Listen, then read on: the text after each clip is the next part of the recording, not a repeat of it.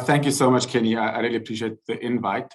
Maybe just to say, I think there are going to be lots, or maybe more than one Mikhail manual joining. I've shared my link from my screen, at least, onto Twitter. So if people can just change their names so that doesn't get confusing.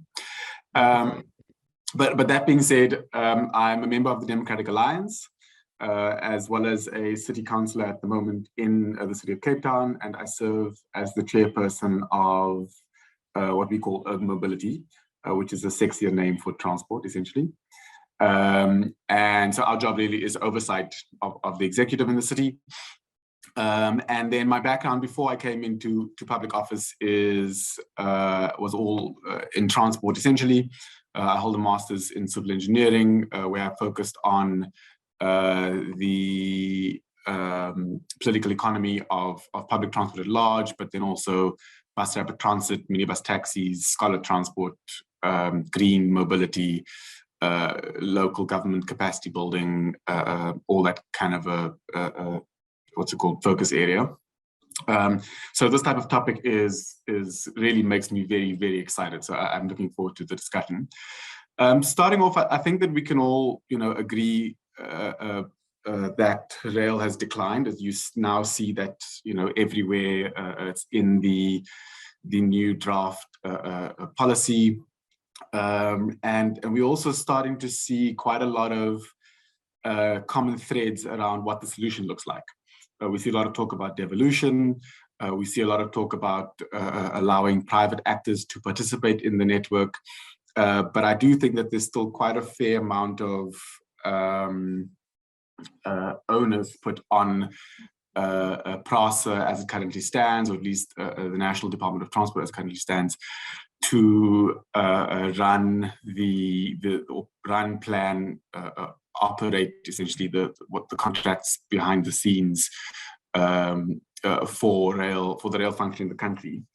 So one thing from our side, as the blurb says, the city of Cape Town is wanting to devolve rail, and is this really the solution? To start off with, I think that yes, it quite rightly is the solution. And I'm looking forward to in this discussion where we get to the nuances where we actually disagree with each other, because I think that most people would agree with that. The white paper, not the white paper, the rail policy specifically says that public transport is best performed at a local government level, or most effectively performed at a local government level where there is capacity. And so to see the policy make room for things like a framework to assess and actually give credence to that idea of devolution is exactly what we've been pushing for all these years, and that's exactly why the city has undertaken this feasibility study. And I think that's under the same vein why the Minister of Finance has said that this feasibility study is actually necessary and a good idea and should be done. Because one's unable, I suppose, to devolve by agreement unless we are able to agree that there is actually capacity at a local government level. We believe that there is. We believe that we've shown that time and time again. And we need to see that happen more and more. The real reason for devolving has got nothing to do with wanting to just hold power or bigger portions of the budget or anything like that.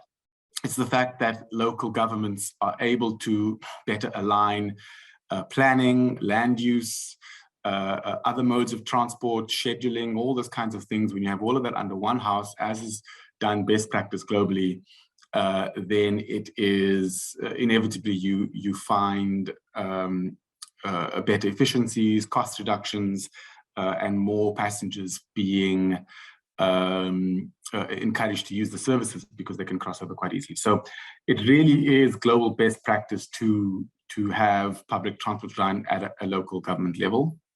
Then the other side of it that I kind of picked out of the rail policy is this idea of third-party actors or privatizing the rail function. I think that is very, very important. I think that no government should be involved in running businesses per se. We should be involved in regulating, yes, making sure that there's fairness and there's good competition, yes, safety, absolutely. But we shouldn't be involved in the day-to-day operations of any business in the country, in essence. And that's because there just is very little incentive for a public entity or government entity to actually drive those efficiencies. And this is why there's so much value in seeing the private sector getting involved. Again, we've been talking about this for a long time. It is genuinely the solution in so many of our sectors, and which is why you see us going on and on about functional federalism. And we're wanting to essentially push for the same concept in law enforcement or policing, but also in energy, because load shedding, just like rail, is really hampering the country's development. So those two particular things are, I think, really important. I think that it's good that we're seeing them in the white paper, and we really are looking forward to working with essentially all the different stakeholders to make sure that we fix rail, because it is such an important part of our economy and people's lives. Thank you, Kenny.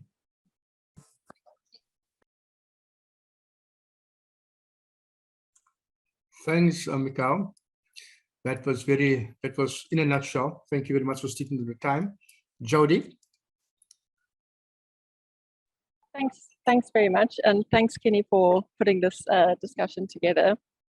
I'm also a Tracy Chapman fan, so I appreciated the talking about a devolution title for this morning. To those who don't know me, my name's Jody Alamea. I'm an independent consultant in municipal governance and city strategy. I have worked at different stages of my career on projects for PRASA and for several of the major metros in South Africa. So I think I sort of understand the business models and the capabilities of different partners or parties in this discussion. And I've also been involved in civil society organizations working on mobility and urban development issues. So I come to this with a sort of a view of those capabilities and also a balance of sort of interests in this discussion. The first point I want to make is that changing rail governance models is a story as old as time. We've been through many iterations, and this might just be the next sort of iteration. You know, our first rail infrastructure was privately owned, and then it became regionally owned, and then it became national. And maybe this is just sort of the next evolution in that story. So I think from sort of zooming out to historical lens, we shouldn't be afraid of change, I think is a sort of lesson there.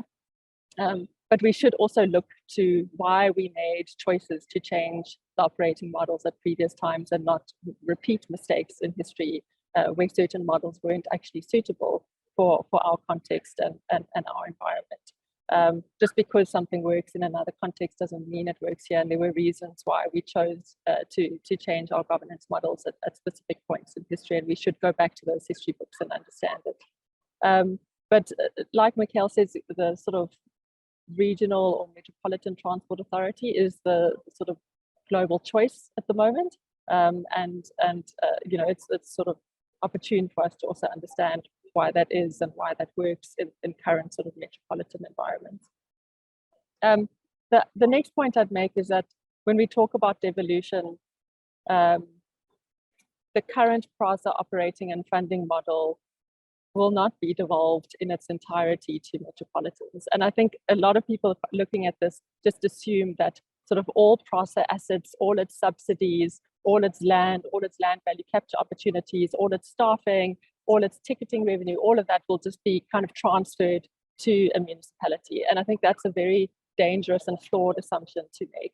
They have negotiating power at a national scale to purchase stock at a particular price, to work with unions in a particular manner. They have got efficiencies on the cost side that individual metropolitans might not have. So, you know, there's a whole bunch of individual components of the operating model that will not work in the same way at a municipal level. And so we really need to understand that. And I think that's what this feasibility study that Cape Town will undertake will try to understand. And I think they would be well cautioned to make some reasonable assumptions about what they will and won't be able to replicate of the PRASA model, and what they will be able to innovate that maybe PRASA can't innovate due to operating at a national level. So fundamentally, the operating and funding model might be different, and there's pros and cons of that. There's certain financial risks that will be unique at a metropolitan level, and certain financial opportunities that will be unique. And from a sort of a citizen and a ratepayer perspective, we also need to be included in those discussions, because what are the financial risks that a ratepayer is willing to take on at a local and municipal level that maybe a taxpayer at a national level is or isn't willing to take on? So there's a balance of you know, what is the public risk that is municipalized or nationalized that needs to be sort of accommodated and brought into the public dialogue here.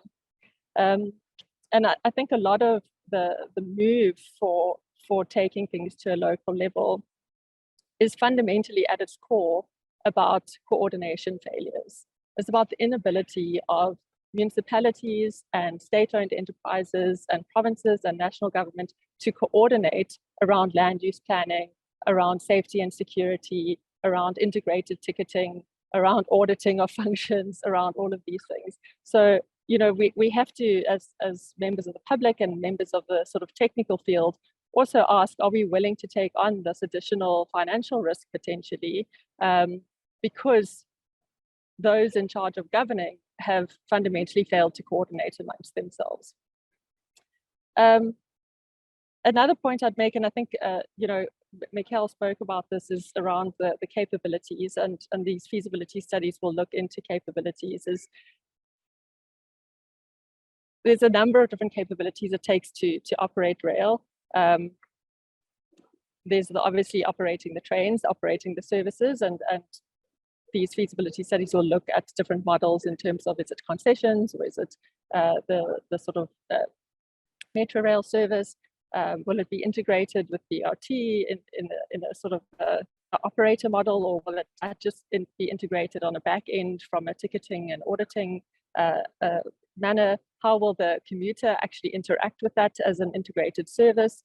And a lot of those things require, you know, review of fare structures, review of the actual infrastructure that we interact with from a ticketing perspective, the payments perspective, all of these sorts of things. So the commuter experience has to actually come into it, as well as the sort of back end infrastructure, auditing, financing perspective, communications perspective, all of that.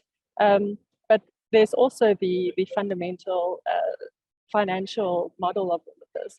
And PRASA's current model obviously relies on national subsidies. It relies on tickets, but tickets is actually a relatively low amount compared to the subsidies, and it relies on land value capture. And those are quite distinct capabilities. There's obviously the infrastructure maintenance and the fleet management, and right now PRASA is undertaking quite an ambitious modernization program, which is a set of engineering capabilities in and of itself. But they also have their land development component, which is a land value capture model. And that is where PRASA actually acts as a developer and a landlord. And that is a set of capabilities that very few municipalities have. You know, I'd really challenge a municipality to show us where they've successfully acted as a developer, a little bit in the housing space, but slow track record at best, and very little, if any, in a commercial model. And that is one area where even in the last 10 years, where they've had you know, real governance challenges and real capability challenges, PRASA has continued to develop. You know, they've done some major developments in Durban, and they are developing right now at Cape Town Station in Cape Town CBD. So these are capabilities that municipalities would have to demonstrate they have if they want the land value capture model to work. And if it's not that, then, you know, the fear is that they would rely heavily on ticket price increases. And we know that rail commuters are mostly low-income people who are incredibly price sensitive. And would they be able to tolerate a very heavy ticket price increase, or would they then rather choose a minibus taxi or something else? So these are really quite dynamic things that we have to consider. What are the capabilities of the state? And if they can't demonstrate that capability, what is the impact to the commuter experience? I have a lot more about sort of things that I think municipalities could already start doing now without devolution to demonstrate these capabilities, but maybe we can get to that in the conversation. Thanks. Thanks, Jody. And we will come back to the last point you made. I'll give you maybe another minute or two just to respond again. Tony. Thank you very much, Chair, and good afternoon to everybody who's on the call.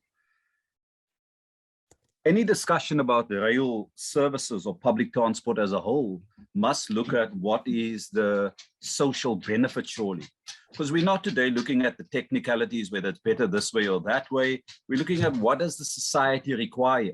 That's got to be the starting point for any discussion around social wage issues. And I just want to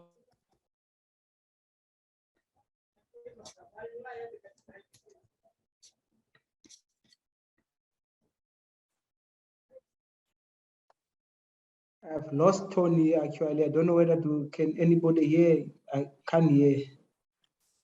Sorry, Tony, we just lost you there for a minute. Can you just repeat yourself? Oh, I'm sorry, Chair. At which point did you lose me? Now I can't hear you. It will be good. Right in the beginning. Yes. Sorry about that. Let's start from the beginning. Let's start from the beginning again. All right, so let me start very quickly from the beginning, and I hope it's not coming off my time because I want to make a point about, and I think I'm going to need a bit of time. But the first point is, Chair, that I'd like to make is that any discussion about public transport has to be premised on what the public need is, because these are public services. They're not like any other activity within the economy that you could roll out in a number of different ways. And the technicalities about how we regulate it, how we integrate it, and how we manage it more effectively, that's nearly at the back end, or well, it's a part of the consideration when you're conceptualizing it, but it's not the fundamental problem now, I would argue. And then I also just don't want to put any impediments in place for a meaningful discussion that's informed by dogma. So we can't dismiss the notion of the state or state-owned enterprises participating in the economy or running companies. Just a global fact is that the 10 of the 20 biggest companies in the world, 10 of those are based in China and are state-owned enterprises. So it doesn't matter whether you're a state-owned enterprise or a private company, it's what the systemic issues are and what you are responding to. I make that point only because I think that once we go into either or with dogmatic views that we picked up along the way, we miss the opportunity to find creative solutions. And so, Chair, my starting point for the discussion must be about what it is that we need with public transport in the city of Cape Town. And just to say, just any discussion about devolution in this part of the world can't only look at Cape Town, because already our rail system covers the city, the metro area, but then it also extends into Paarl, Wellington, and Malmesbury. So it's not only linked to the metro, it's nearly a regional structure, and it's something that's got to be taken into account in how we roll it out, understanding that there are some practices globally that may have functioned better, but we've got to find something that's fit for purpose in what we're doing here. So I want to talk about just how the present public transport system actually disregards people. The first point is private transport. That's a big part of the public transport system, and those people who come to work privately know, including those on the buses, that when they're going to their workplaces in the morning, because our transport, our rail networks are largely gridlocked during the peaks, there's a special lane to get people to their work on time. But there's not that same special lane on the N2 to get you home on time, because your role as somebody in the society, having to raise children, play a part in the community, that doesn't seem to be regarded or taken into account when we structured the whole network. Otherwise, we would have both ensured that going into town and coming out of town, we would be mindful of people's time use. And just remember, generally, white, wealthier people spend less time in transport than poorer Black people as a general rule, because the apartheid spatial divide had placed Black people further from the work opportunities. And of course, the white communities historically were a lot closer, and their spend on funds for transport is a lot less than the poorer communities. So there's a big element of what the needs is in the society, what the legacy is of the society, and what it has to respond to. But that's what happens on the road. What happens in the taxis? The taxis are largely overcrowded, unsafe, a violent environment, no subsidies, and there's no schedule in the taxi system. If you have to go and work on a Sunday morning, your taxi won't leave the point where it's standing until it's full. So there's no scheduling that you can plan your journey around. You have to depend on that particular taxi operator. And so you can see the inconvenience of that outside of peak times. So again, Chair, I want to sketch a picture that the public transport environment that's happening in the city of Cape Town is really so dismissive of the needs of the constituency that I think that's where the discussion must be. So let's look at buses first for a moment. Buses are great because they do have the subsidy, and that does help to mitigate the cost impact of the legacy of apartheid, spatial divides, putting Black people further away from the work opportunities, as I've said before. But also the amazing thing about buses is that they also are overcrowding. We haven't seen new bus routes going to new areas of the community. And we see many problems around some of the My City bus routes operating actually in areas where it's not the most urgent requirement. You can get onto the My City bus going to the airport any day of the week, and you'll probably get 5 or 10 people in there. So how is it that we put such a desperate service in the city of Cape Town in an area where people are hardly using it, when that could be much better used in Mitchell's Plain or Khayelitsha, where we have a shortage of public transport? So that's what people have got to be thinking about. And that's what's got to occupy the policymakers and the people that they put in the head of their committees that are meant to oversee these issues. We've got to look at the picture as a whole so that we can respond to what the issues are. But equally, the West Coast line of the My City bus is not as urgent a need as there is in Mitchell's Plain, Philippi, Khayelitsha, or Gugulethu. That's where the majority of people are traveling into the industrial centers of our country, and that's where we need a more effective public transport system. So this must already start telling us about the orientation of the administration that's in power and the regard that they show, not in words, but in where the actual money is spent and where services are rolled out. So look at the West Coast corridor for the My City bus and see that we have hardly anything on the Cape Flats. And clearly, in respect of priorities, the Cape Flats should be a much urgent priority. Then we get to the rail system. Well, the rail system, let me start off by saying that we have a rail line that goes from Cape Town to Mohammedsbury and has a pretty functional operations, at least up until Atlantis. We could have ensured that we build some stations and get properly functional trains in there, which would have meant, because the infrastructure is there, that we could have moved the My City bus to the area where it's more needed. But it seems other considerations are driving the choices of the public officials in how these decisions are taken. So sure, the money comes from our national pool of money that we pay through taxes, and these are dedicated grants to transport and other stuff. But if you look at how the way it's being deployed in this area that we're talking about today, you can see that it's not mindful of addressing the legacy of apartheid and the huge disadvantages that people have. So on trains, the train service probably, let's use a random point in time. Let's say from 1960, it was operating until about the year 2000, relatively fine. Metrorail in the Western Cape, as they have been operating. And people, of course, had used that as their main mode of transport because it's much cheaper than taxis. And the points that were made by my colleagues here today is absolutely spot on. People are going to go where the money is because we still largely lived in an apartheid era labor market where Black people earn a pittance in most of the productive jobs in the economy. And so they have to be careful about how much money they spend on their transport services.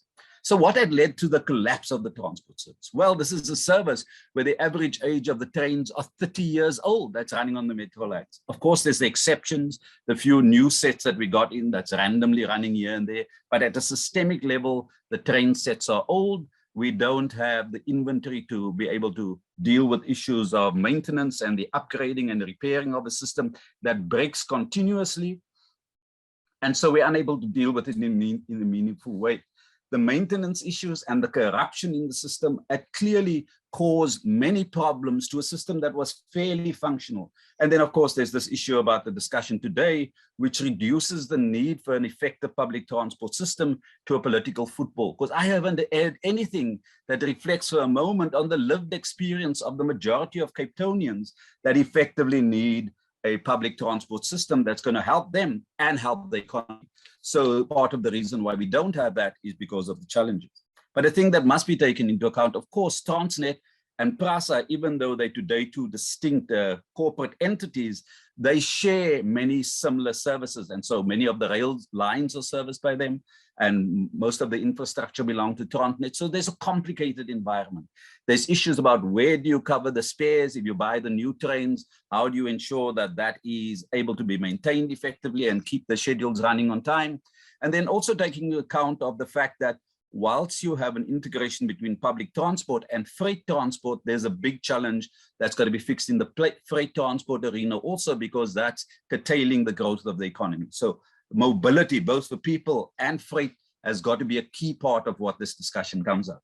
But what it must focus on, Chair, is how do we integrate the public transport system? The one ticketing system, these are not new things. So there's a number of great international examples that we can use, and that should be applied here. Common ticketing system, mindful of the fact that we've got to subsidize people that were put far away from the city centers as a result of apartheid.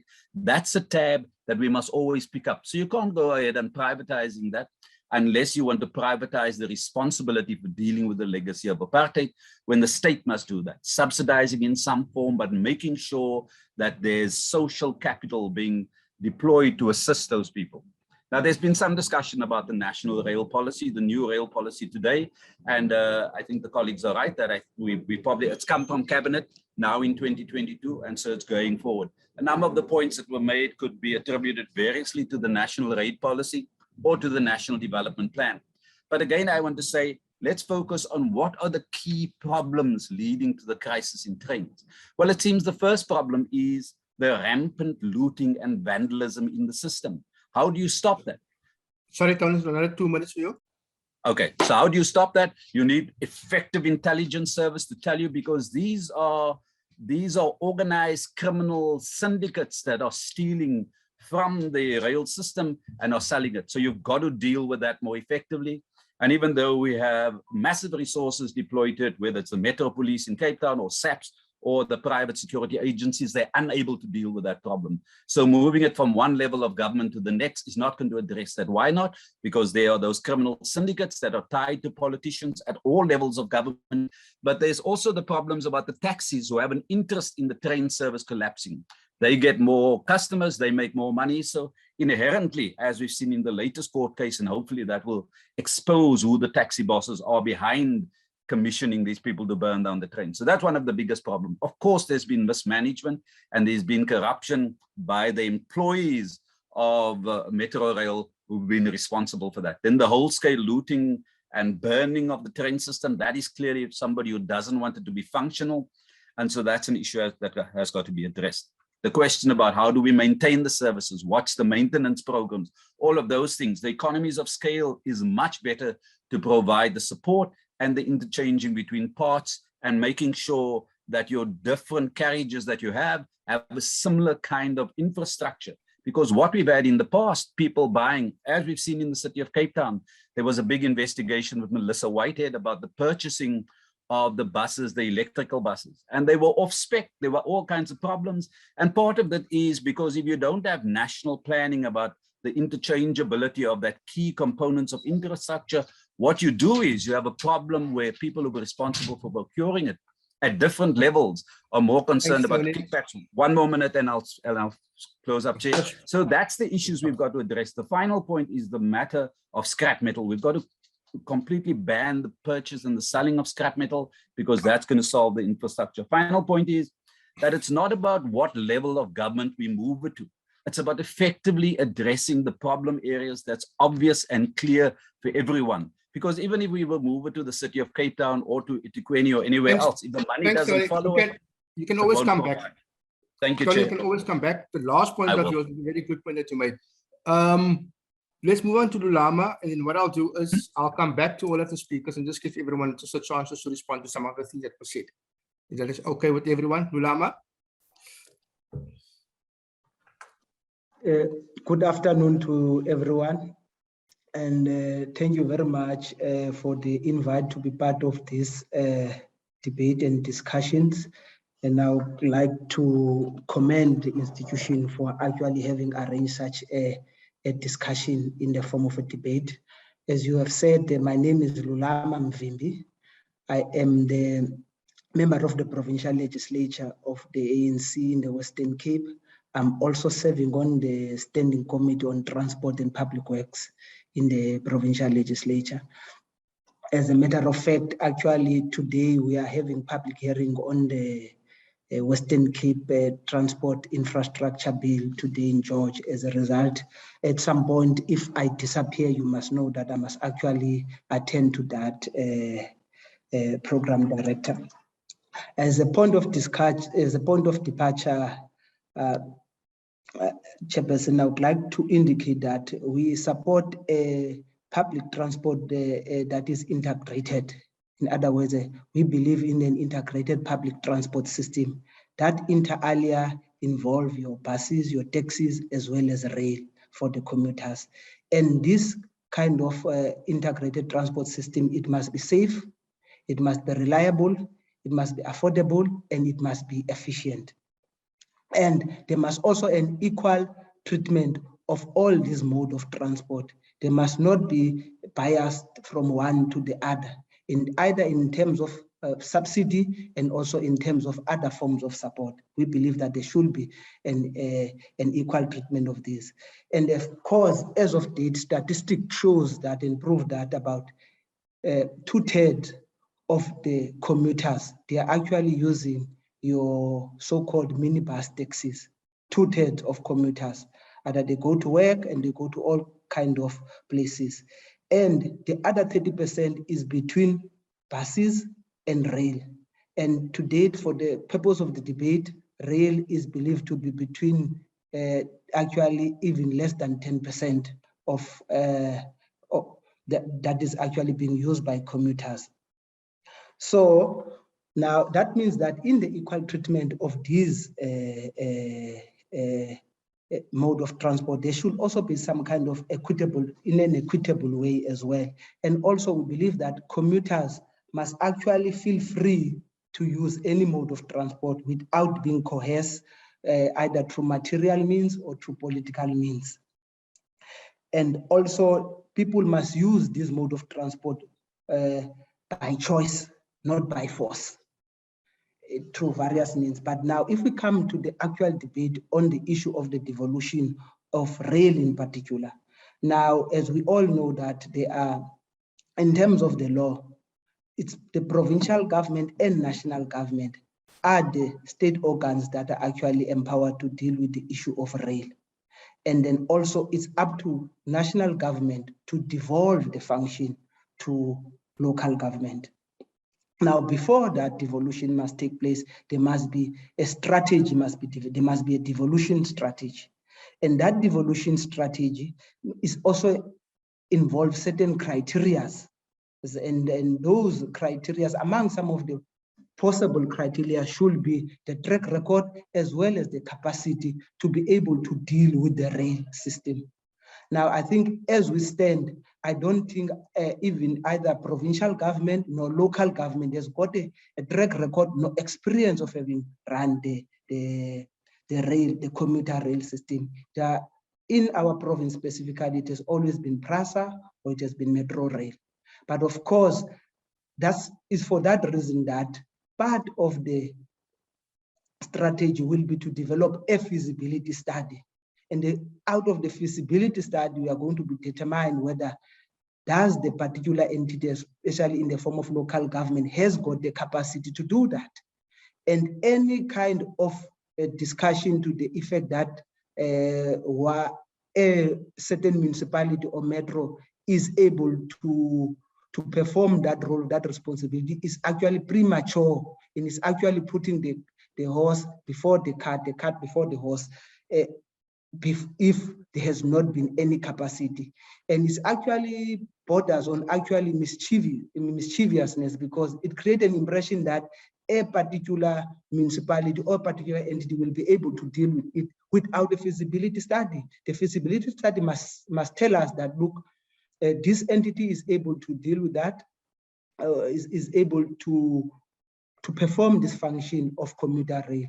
So I think while the debate is welcome, and I think it's necessary as a debate, but to begin to create a process whereby that, to say that there is, at the present moment, without a feasibility study, we cannot tell if either a provincial government nor a municipality is able, nor local government is able to perform such a function.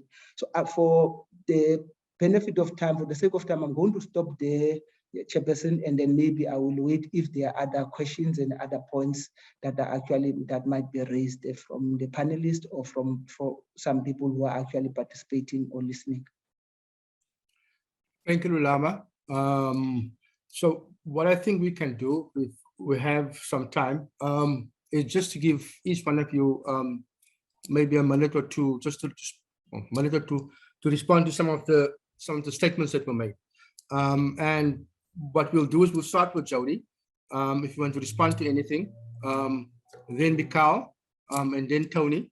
And while we do that, some of the other participants, if you have any questions, comments, please just pop them in the chat room there. And then we'll get through some of those questions as well. Thank you. Jody? Thanks.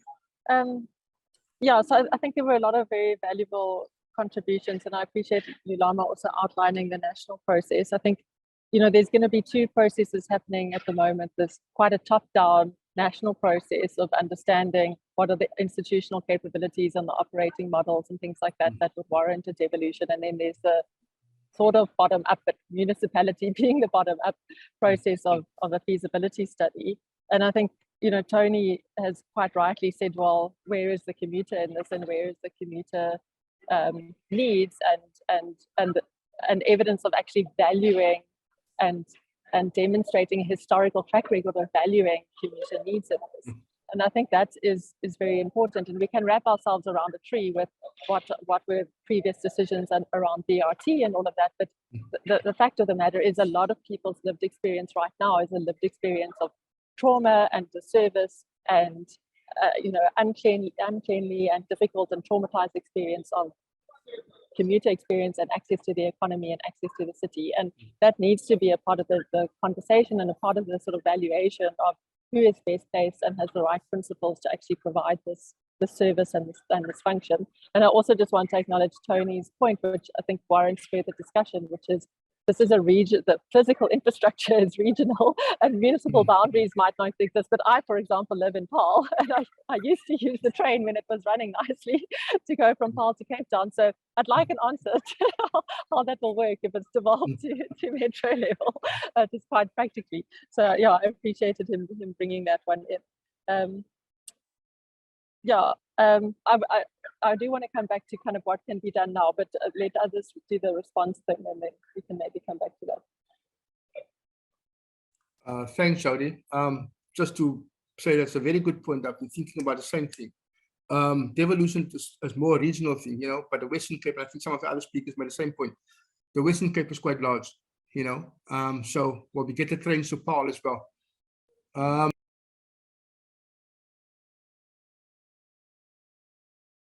I assume you're indicating to me, Kenny?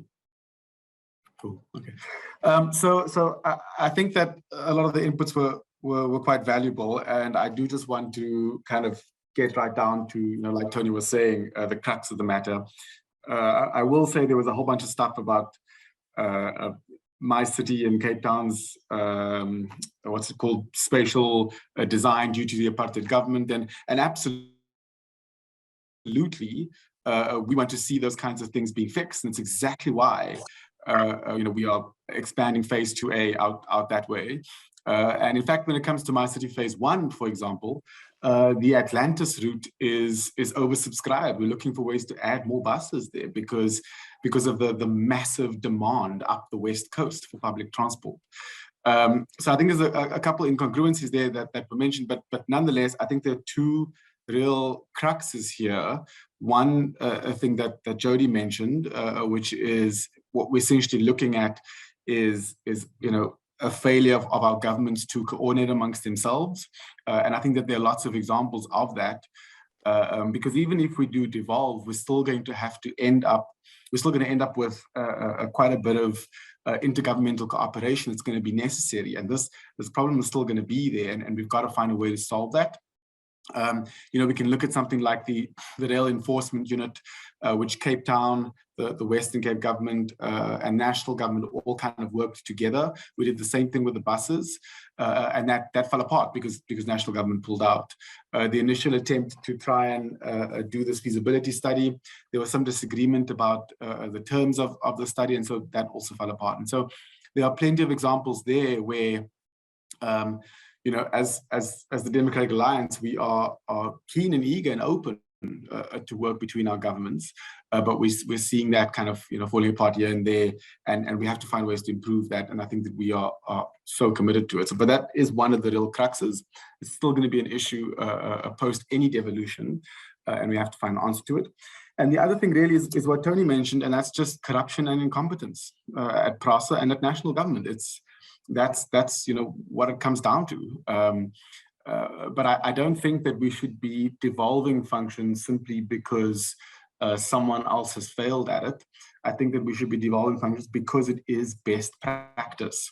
And when it comes down to does one devolve just at the metro or which kind of lines and beyond which line and all that kind of thing, those those nuances can be worked out. It's not a unique issue to South Africa. It certainly is an issue which I'm sure cities around the world have dealt with. And perhaps what one looks at then is the way you drop those contracts and which type of provider services which line, which is actually dealt with in the rail policy as well. So I certainly think that there is a future there where one can catch a train from Paarl to Cape Town, and we're still seeing devolution happening. But I think those are the two real cruxes, and if we get that right, then that's when the commuter really benefits. I agree that we should have a what's it called? We should have a conversation where people are able to air what their experiences are. I used to use public transport all the time as a student and as a young working professional.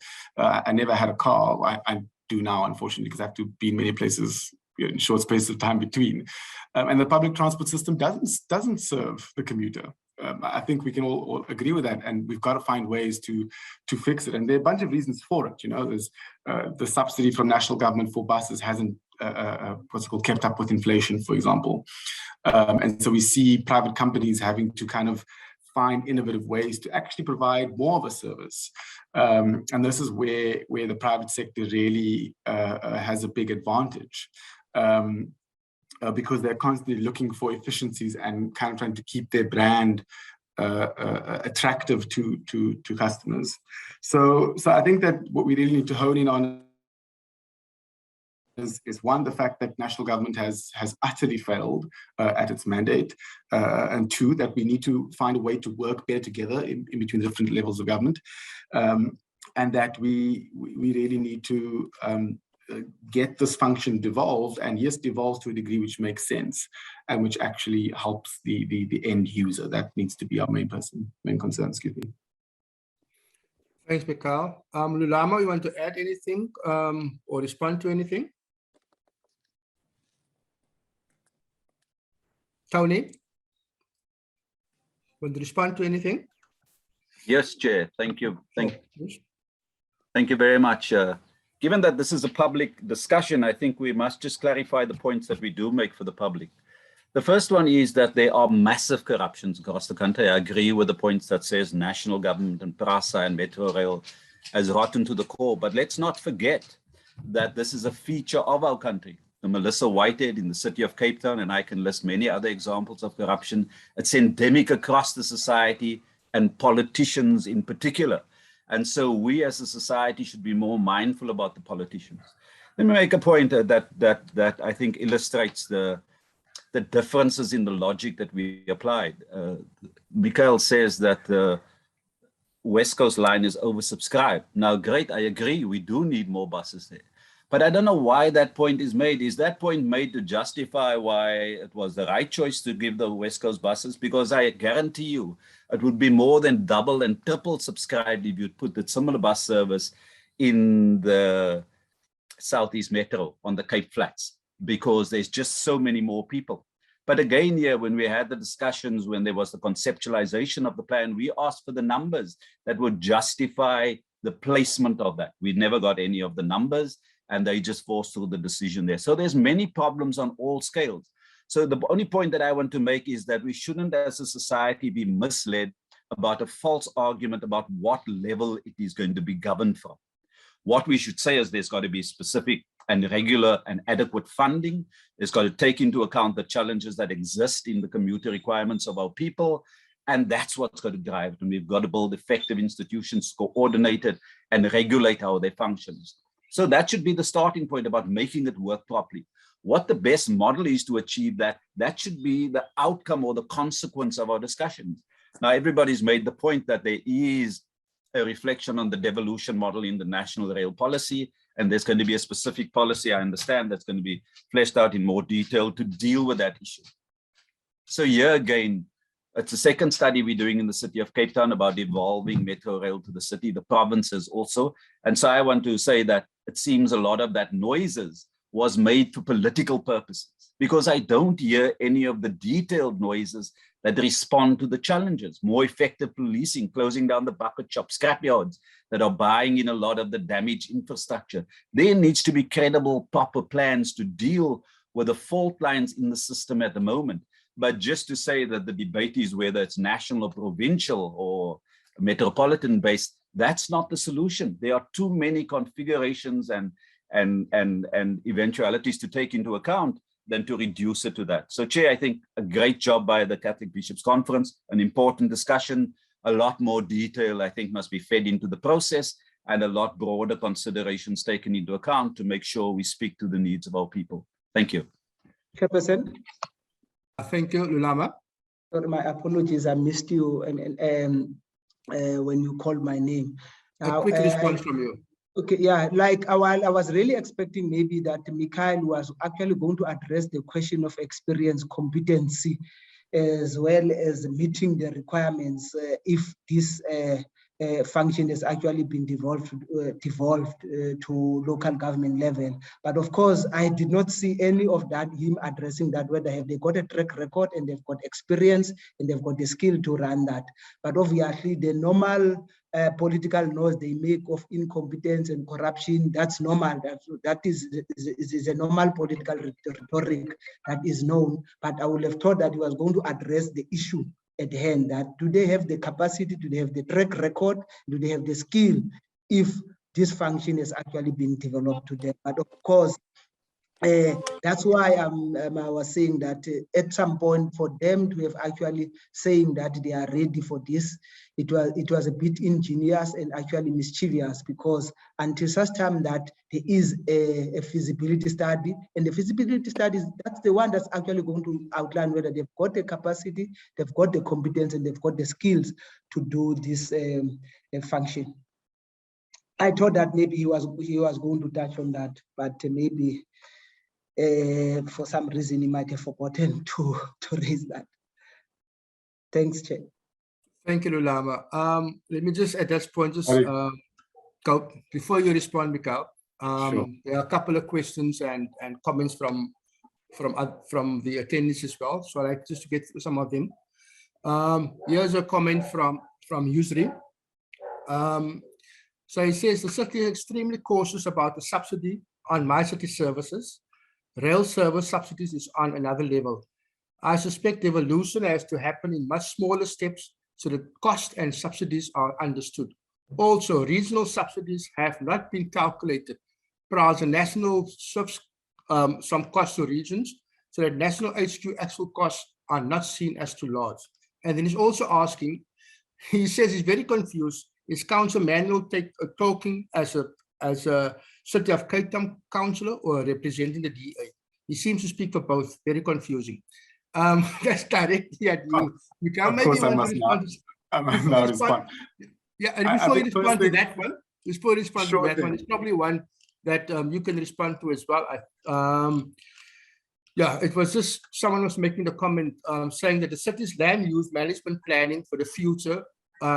Is the city's land use management planning for that future of reliable public transport, looking at developments coming up in Woodstock, Rondebosch, and so forth, which are completely private? So, you know, you're making provisions for private car, more for private use, more than anything else, and not necessarily looking at public transport as such, in terms of your land use. Can you respond to that, Mika? Okay. So there are three things there. I also note that there are two hands. The one thing is I kind of think that what Mr. Mvimba gets at kind of misses the point.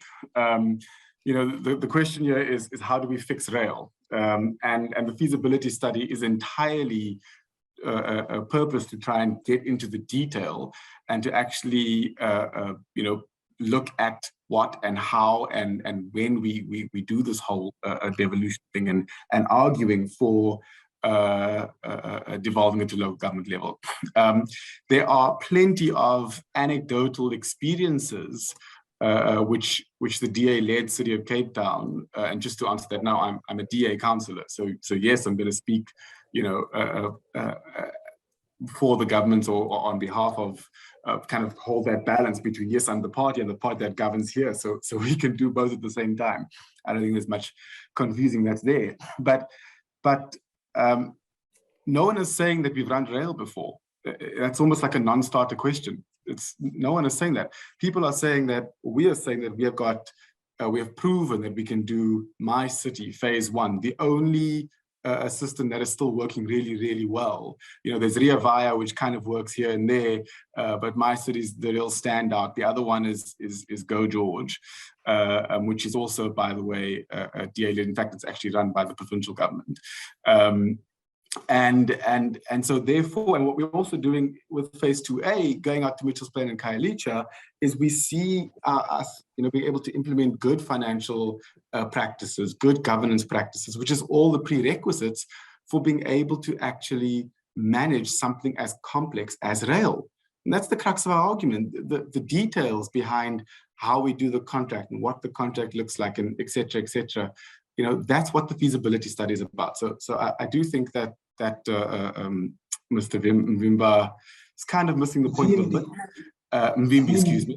Mvimbi, my apologies. And then to go on to some of the other questions. So I'm a DA councillor in the DA-led City of Cape Town, and I think that irons that out. And then yes, the question by Yusri around subsidies and for rail, what that all looks like, that's exactly the kinds of questions which the feasibility study hopefully will look into. And of course we will have, well, all that kind of detail will be ironed out there. And then I missed the first one. Oh, it's about car dependency. Look, I will say this, it's a hard one. Our policies are very clear as a city. Our policies are very clear as a city. We absolutely want people to be shifting towards public transport. That is the question time and time again with any development. However, we do need to look at the way people are currently traveling. And that's why there's a balance between the two.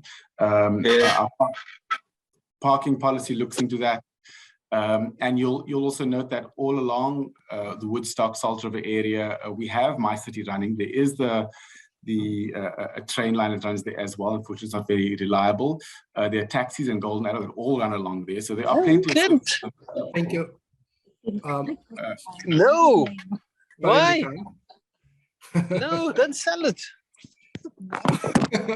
Okay. Yeah.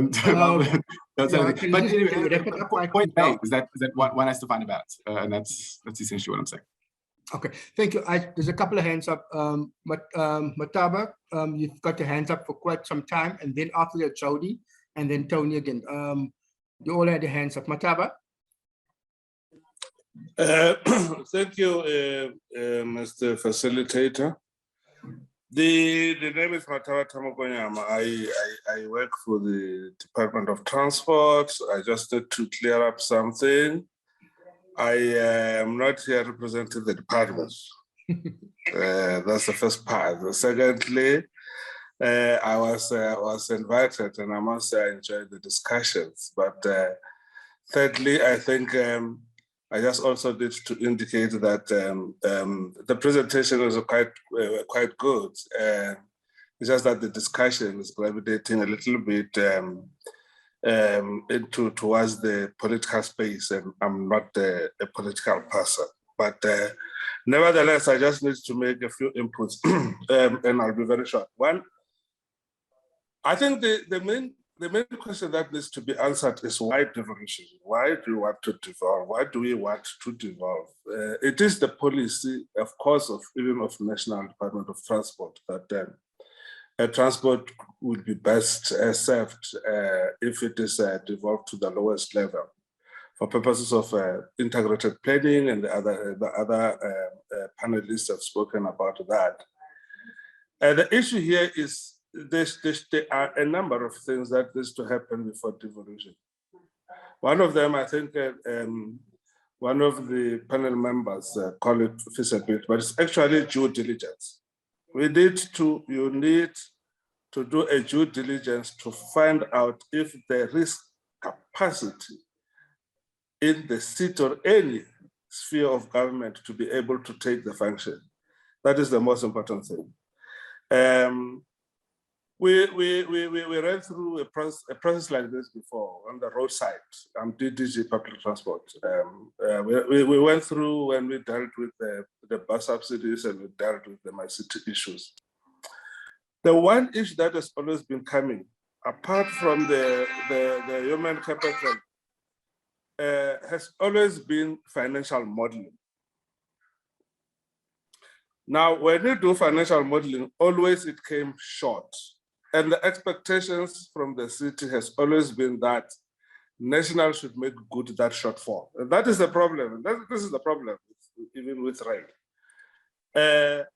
You don't want to do what we did some years back when we devolved bus contracts to provinces. We took one national problem and made it 9 problems. You wouldn't want to make that whatever number of municipalities, those that want the function, multiply that problem with those numbers of those municipalities that want the issues. But again, we should also appreciate the fact that even within PRASA, there is an issue around cross-subsidization and related stuff. You would want to, when you want to level the playing field, you would want to, where there is good performance in terms of revenue and so on, sort it out with those that are not, those that are giving you enough revenue. But really, I think Chair, the main question is, why do we want to devolve? One, have we dealt with the issues around capacity in terms of human capital? Have we dealt with the issues around financial modeling? And anything else related to that would just fall into place. But I'm afraid we are talking more about integrating, and nobody has said that you cannot integrate in the current form. We all are saying the devolution is the answer, but it has proven not at all. And the Municipal Systems Act is very clear. Section 10 says that the minister who is devolving the function should make sure that that function is budgeted for and there is enough money. Should make sure that there is enough financial resources for the function to be devolved. Now that is that hurdle that we are unable to cross at a technical level. But at a much more bigger issue is, I think it is important that at the heart, at the center of everything is the user, and why we need. Are we able to deal with the problem? I can go on and on, Chair. Unfortunately, I did not prepare well, but I can go on and on. I can tell you now, here and now, I'm responsible for the rollout of IPTNs, IRPTNs, BRTs. Not a single city is performing well in terms of financial performance. We have spent 60 billion in this country, and we've got only about 200 kilometers of trunk line and about 600 of feeder lines and about 1,000 buses to shore. It's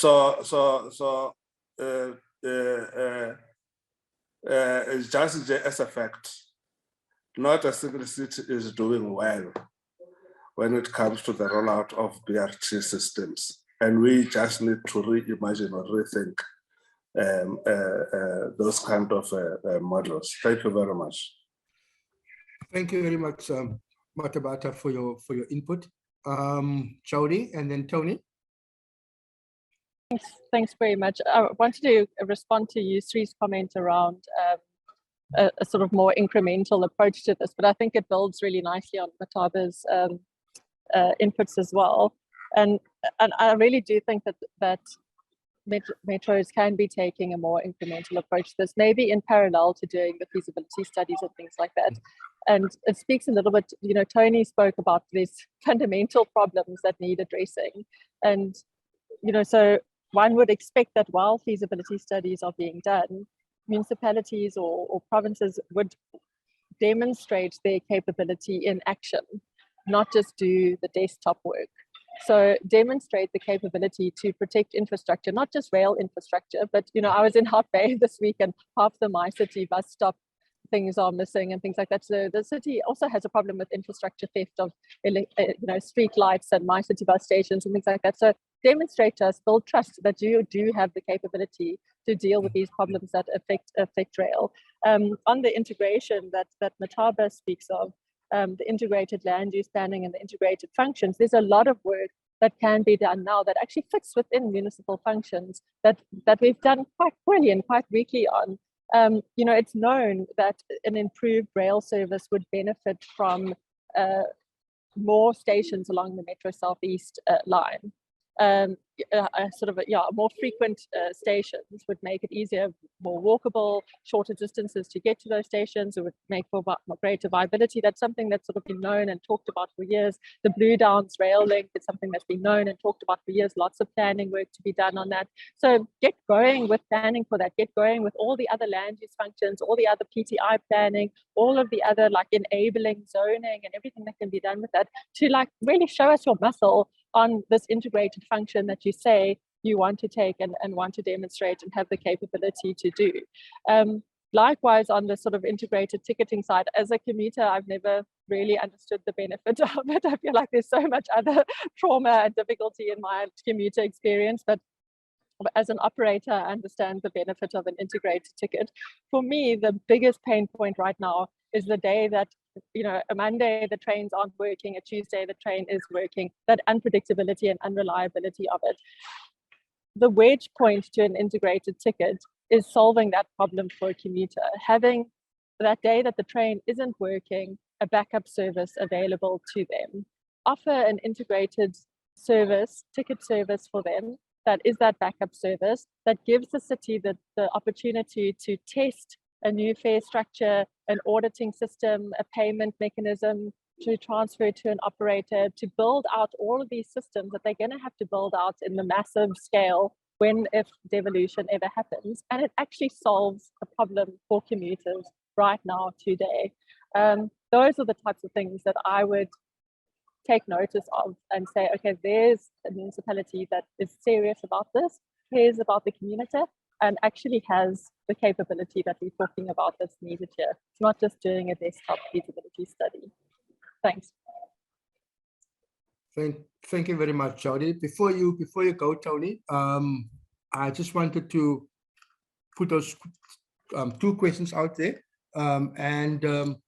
one is directed at Mikhail, but you can think about it and respond after Tony's input. And there's another one probably for whoever wants to answer that particular one.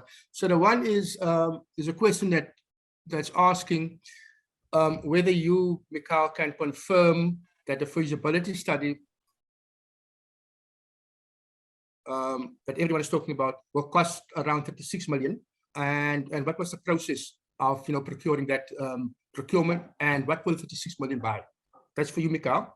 But you can think about it while Tony gives his input.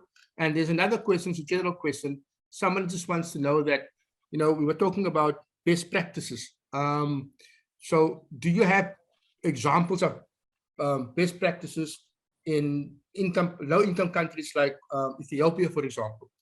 When you talk best practices, is it only European best practices, or are there other countries that we can have a look at? That's for anyone who wants to take on that question.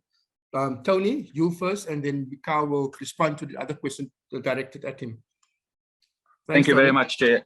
I just want to concur with the points made by Jody, I think, on the technical aspects and what has to be done.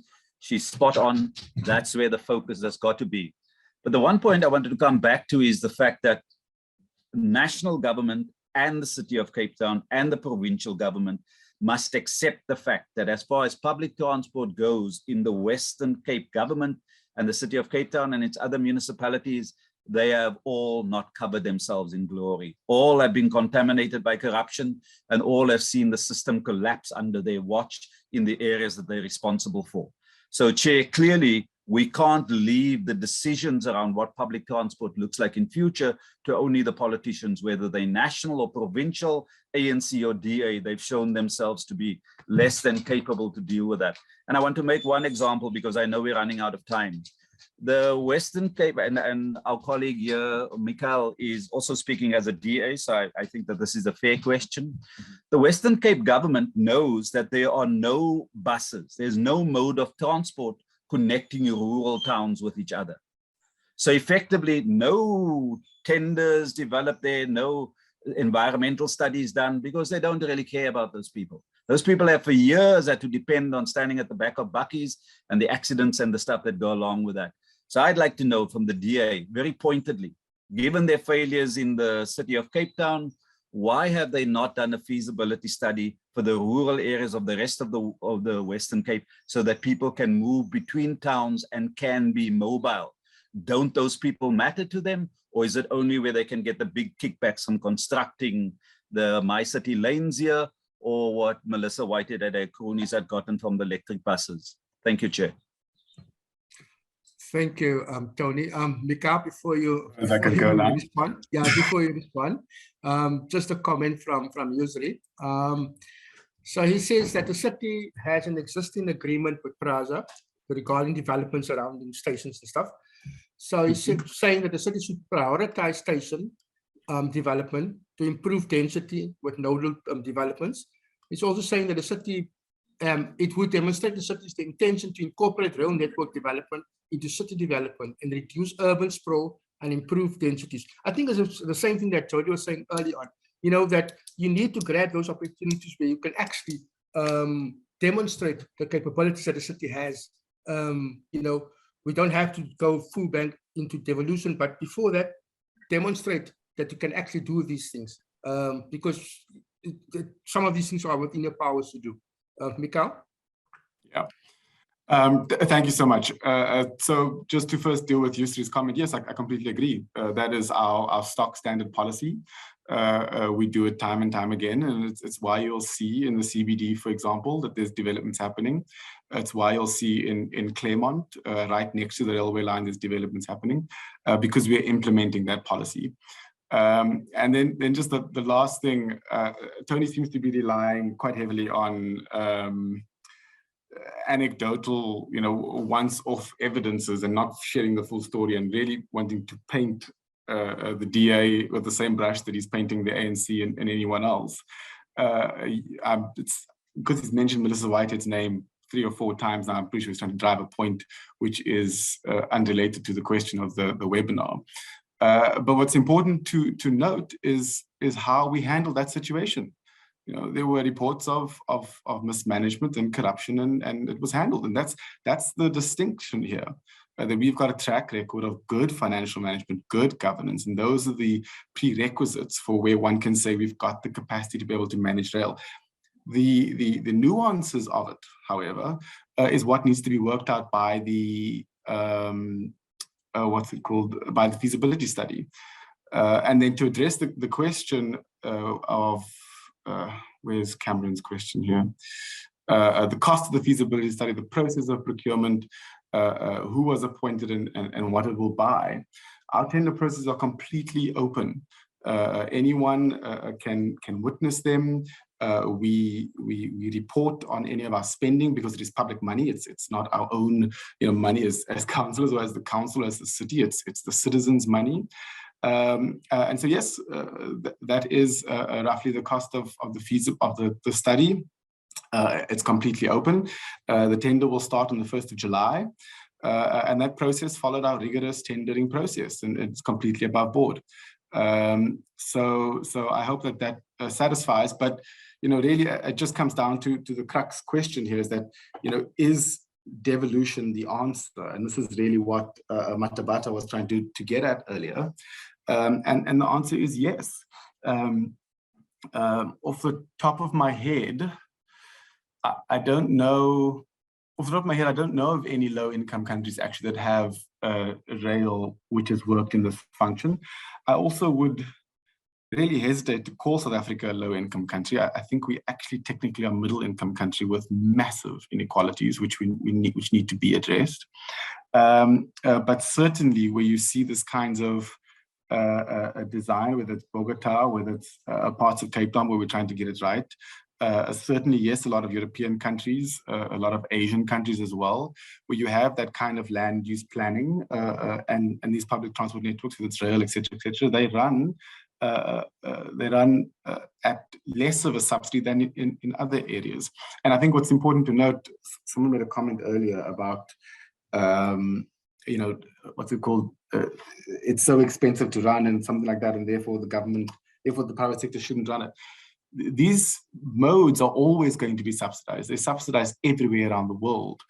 In fact, I think there's only like a handful of places which aren't subsidized. And the reason why they aren't subsidized, particular routes, is because of the sheer density of the immediate vicinity of those lanes, which is why we're trying to get that policy implemented as quickly as possible.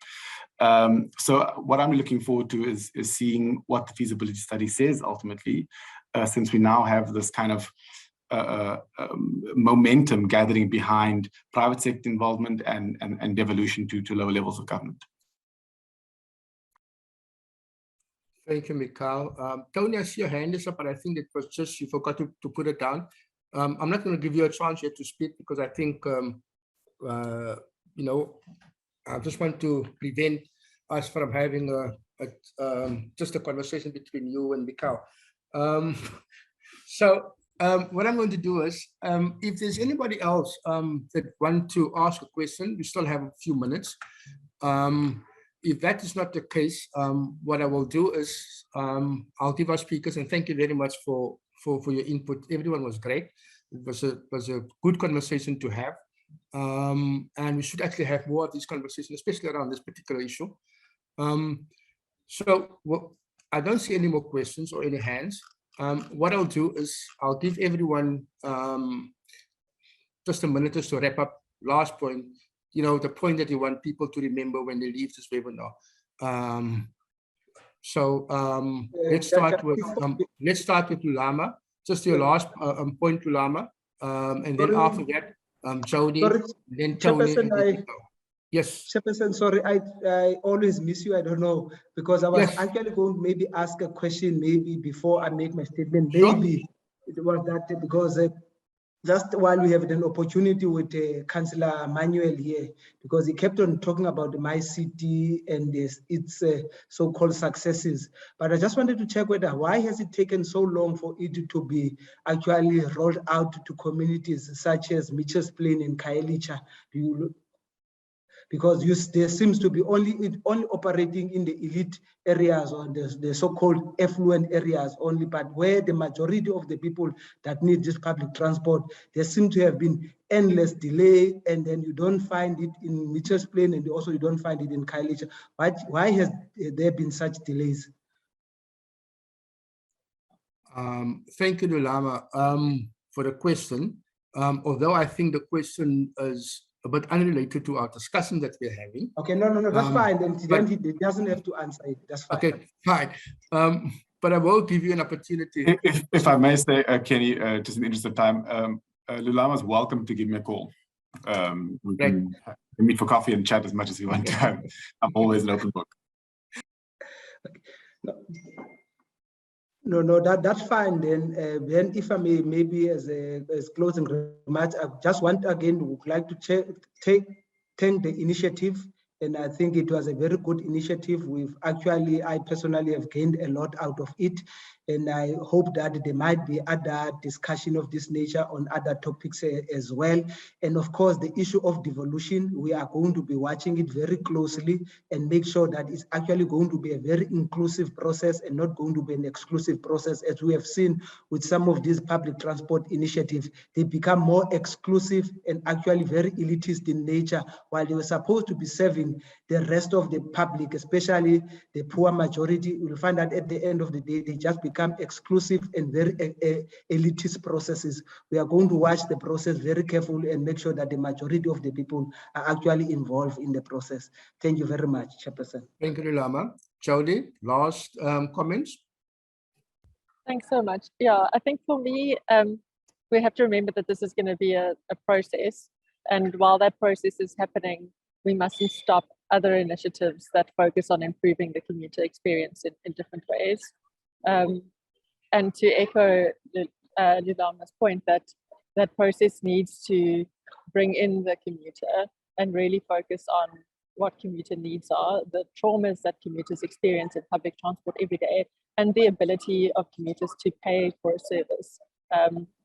I really worry that making it an exclusive process will make it a process that's driven on assumptions about affordability and profit that really don't center the average commuter's ability to pay. Thanks.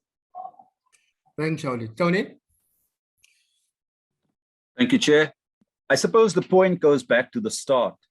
And I would say whether we devolve it or not, whether it happens now in 10 years' time, that is an ongoing debate.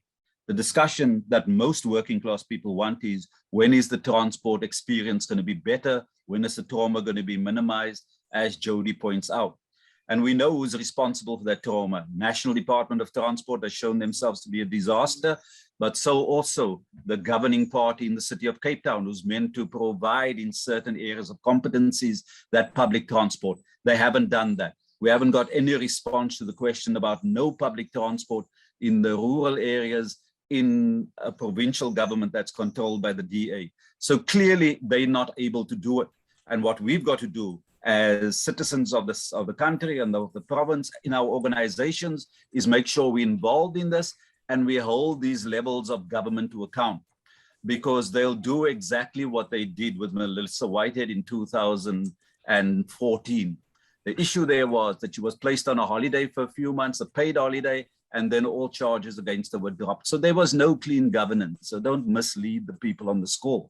But we can go back to the record on the Melissa Whitehead thing. What we need here is politicians and government leaders who are concerned about the people and prioritize those who do not have any alternative forms of transport as the first people who need an effective public transport system. Thank you. Thanks, Tony. Mikhail. Thank you, Kenny. I really appreciate the input from the first two speakers, but I will say that Tony has kept on with the misinformation, which is a real pity.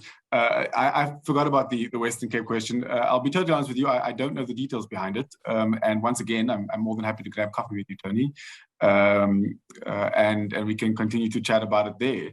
That being said, I do know that in the Garden Route, that there is an extensive plan to roll out public transport services to many of the rural areas that surround George and Russell Bay, etc.